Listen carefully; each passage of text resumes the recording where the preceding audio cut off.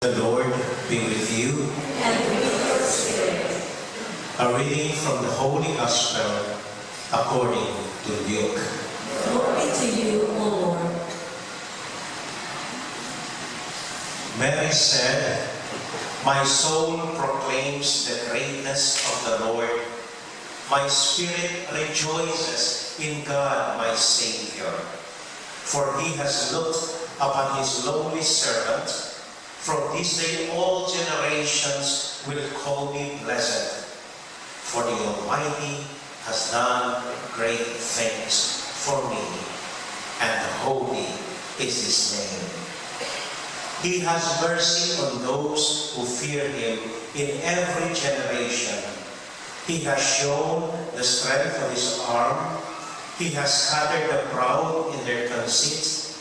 He has cast down the mighty from their thrones and has lifted up the lowly. He has filled the hungry with good things, and the rich he has sent away empty.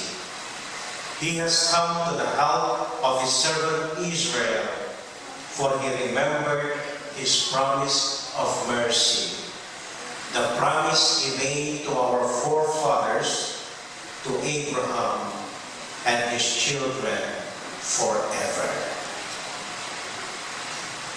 Mary remained with Elizabeth about 3 months and then returned to her home.